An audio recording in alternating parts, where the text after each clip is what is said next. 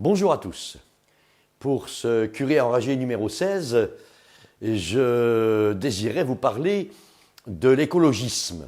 Je n'ai pas dit l'écologie, j'ai dit l'écologisme. L'écologie, tout le monde est bien d'accord. Le respect de la nature, la responsabilité des pays et aussi de chacun d'entre nous, la contemplation de la beauté, pour les chrétiens, la manière de voir la patte de Dieu dans la création, etc. C'est l'écologie. L'écologisme, qu'est-ce que c'est? Eh bien, ça me donne l'envie de donner un titre à cette émission, l'écologisme ras-le-bol.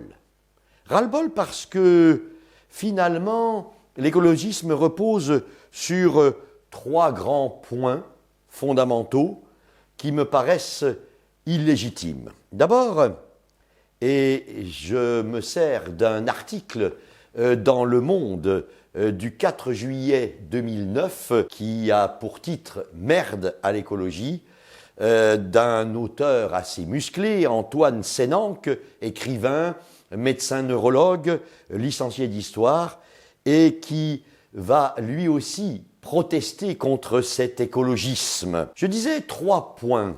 Le premier, l'écologisme s'attribue une dimension morale. Il s'attribue le titre de bien commun. Le bien commun, dans cette perspective-là, serait simplement le bien qui s'oppose au plaisir de l'individu, à sa satisfaction. Et à ce soi-disant bien commun arriveraient deux corollaires dans l'écologisme, à savoir la disparition de la tolérance et l'utilisation à outrance de la culpabilité. En effet, on voit que dans l'écologisme, il y a un glissement. Il ne s'agit plus d'une culpabilité par rapport à l'inobservance des 10 commandements, lesquels nous savons tous qu'ils sont pour le bonheur de l'homme, qu'ils sont la recette de la paix et de la joie et du bonheur de chacun d'entre nous. Tout le monde sait qu'il n'est pas bien de voler, tout le monde sait qu'il n'est pas bien de tuer, etc., etc.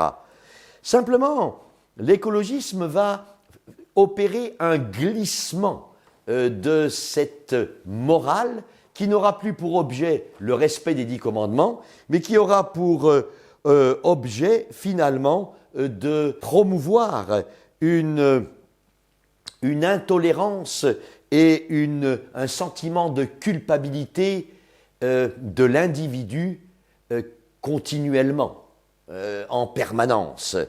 C'est finalement une culpabilisation laïque. L'intolérance a quitté la soutane, diraient les anticléricaux, et ils auraient raison, parce que cette culpabilisation laïque va entraîner une culpabilisation donc de l'individu sur certains domaines et pas d'autres. On oublie les 10 commandements, mais alors on passe justement à des péchés modernes. Et surtout, ce péché qui consiste à ne pas être écologiste. Cette culpabilisation de l'individu qui fait qu'on a l'impression que chacun d'entre nous devenons plus dangereux pour l'avenir du monde qu'une centrale nucléaire qui serait bombardée.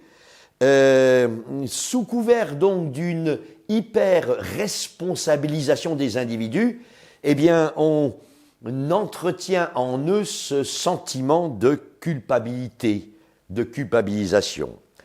C'est une dérive de la morale qui est plus qu'employée à l'heure actuelle. Ce premier point se conjugue avec un second point dans l'écologisme, dans cet écologisme qui nous fait dire qu'on en a ras-le-bol, c'est la sacralisation de la nature, de la santé, de la sécurité, qui deviennent les vertus fondamentale de la marche du monde. On voit cela avec un retour possible, et chez bien des écologistes, un retour possible vers le dieu Baya, le dieu de la nature, une divinisation de la nature qui va quelquefois s'allier avec les religions traditionnelles, et on aboutit à ce moment-là à un syncrétisme.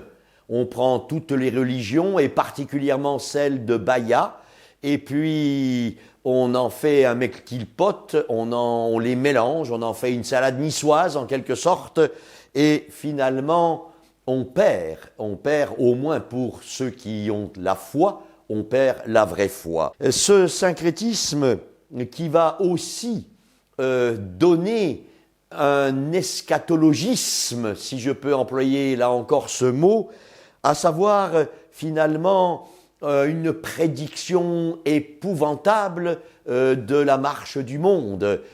Tout va être détruit parce qu'on n'aura pas respecté les préceptes, les dogmes de l'écologisme. Il y a souvent une dérive, je dirais presque sectaire, de la part de certains écologistes, à savoir une haine de l'homme, l'homme considéré comme uniquement un prédateur, et finalement un renversement des valeurs, car normalement, la nature est faite pour l'homme.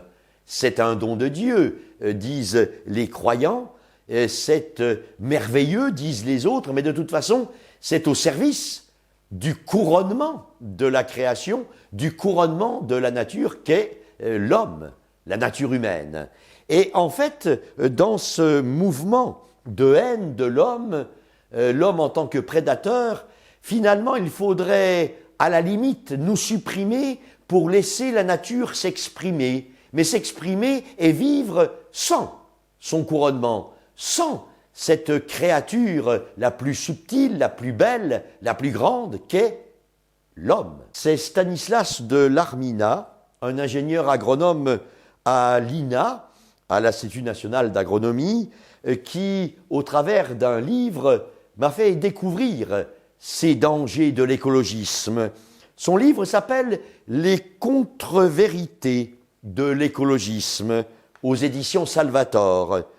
Un livre intéressant et éclairant pour nous faire prendre un peu de recul par rapport à cet écologisme dont les médias et aussi tout un mouvement politique se font porteurs. Ce deuxième point, c'est finalement voir l'écologisme comme l'unique solution, comme le dogme absolu.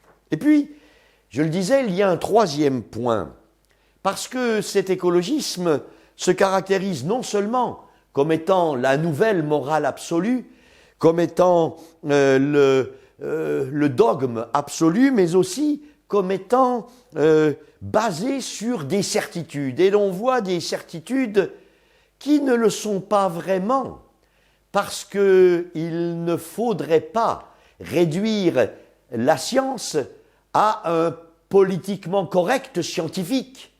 Et tant que les scientifiques ne sont pas tous d'accord, tant qu'il y a une majorité, mais il y a une minorité qui a des arguments et qui mérite qu'on l'écoute, à ce moment-là, tant qu'il n'y a pas ce consensus scientifique, c'est bien hasardeux de baser cette idéologie écologiste sur des faits qui n'en sont pas forcément, qui ne sont pas forcément des certitudes.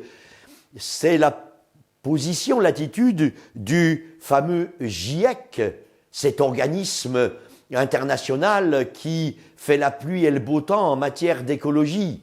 Et cet organisme qui pourtant va exclure, nous le savons bien, de nombreux scientifiques parce qu'ils commettent le péché mortel de ne pas être d'accord avec la majorité. Un peu comme Galilée qui n'était pas d'accord avec la majorité des scientifiques de son époque. Il y a, oui, des certitudes qui n'en sont pas tout à fait. Le réchauffement climatique en tant qu'étant œuvre humaine. Est-ce que c'est vraiment la patte de l'homme qui va induire, qui va provoquer le réchauffement climatique. Ça n'est pas sûr. Ça n'est pas encore sûr du tout. Il y a des gens qui disent le contraire. Il y a des scientifiques qui s'opposent entre eux. C'est aussi toute la question des OGM. Est-ce que oui ou non ces OGM sont mauvais pour la nature humaine, pour la santé publique? Oui, disent beaucoup de gens, non, disent certains. De même, le gaz de schiste. On sait très bien que les scientifiques sont opposés les uns par rapport aux autres sur les effets nocifs ou non de cette exploitation des gaz de schiste. Bref, beaucoup de prudence, me semble-t-il, est nécessaire. Et l'écologisme, en tant qu'il va dogmatiser des certitudes qui n'en sont pas, peut tout à fait nous enjoindre, en quelque sorte, à une fausse vision de la véritable écologie. Certains d'entre vous diront que je suis beaucoup trop général dans ces quelques propos. Peut-être, mais une autre émission sera, elle, beaucoup plus étayée de faits, de citations. Simplement, je voulais créer l'esprit critique, le regard critique de chacun d'entre nous sur des choses que l'on nous fait passer comme de grandes vérités et qui n'en sont pas, et qui ont leur faiblesse. Et c'est peut-être cela que je vais souhaiter d'une manière toute globale en cette fin d'année, puisque c'est bientôt la période des vœux. Nous changeons d'année, 2018e anniversaire de la naissance du Christ bientôt, l'année prochaine.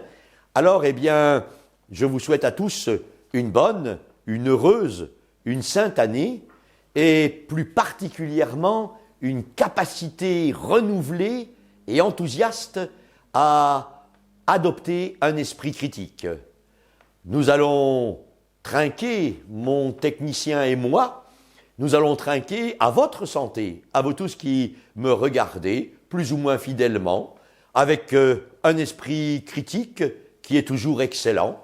Alors, eh bien, je vous souhaite, oui, une très heureuse année et beaucoup de bonne santé. À la tienne.